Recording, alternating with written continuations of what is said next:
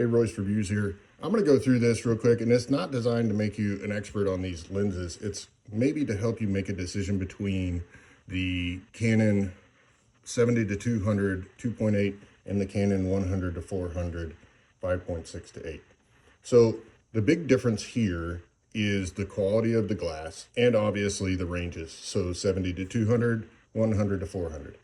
Generally, if you're buying or looking at either one of these lenses, you're going to be thinking probably sports. I would think that's the most logical.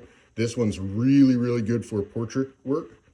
And when you're looking at portrait, 100 range is really good too. That's right about where you want to be for an accurate depiction of someone's face.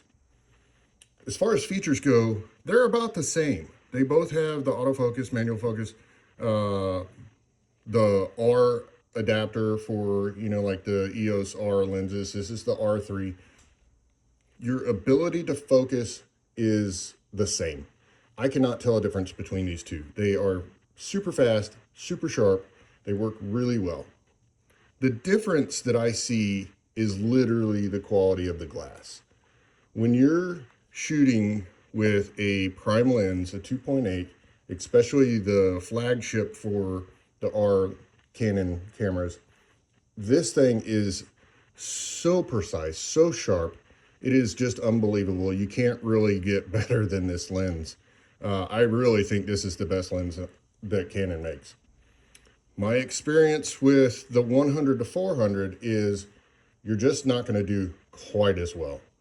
I use it for a lot of my kids' sporting events because the range is dynamic. You get 100 to 400. That's a lot. You can get really close up. But I'm going to tell you, a lot of times when you're shooting a really fast action shot, this lens just doesn't quite perform like this one does. So looking at it real quick, like I said, you have the autofocus, manual focus, stabilizer, all standard stuff. But then you have the barrel that comes out like this. I am not a gigantic fan of that. All right, but it is what it is. And then you have the glass, and you can see how small this glass is. That's the amount of light that's going to be coming in there, right? And then if you are wondering, it's a 67 millimeter filter. Then with the 70 to 200, you get the full or 2.5 meter, the autofocus, manual focus, stabilizer, and then 3 different stabilizer modes.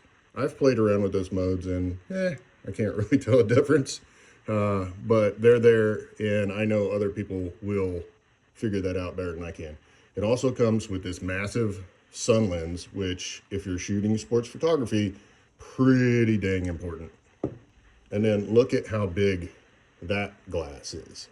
That's the amount of light that's getting in, and this, obviously is the comparison here.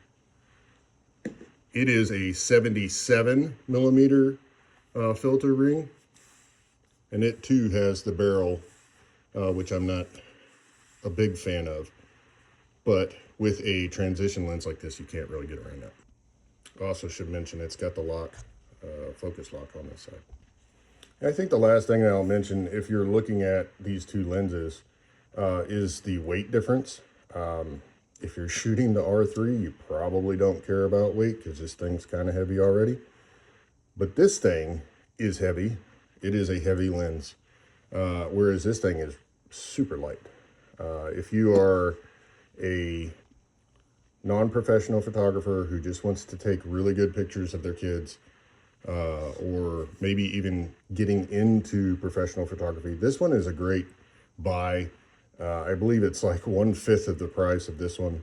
If you are a professional photographer shooting Canon, shooting the R series, if you don't own this, you're crazy.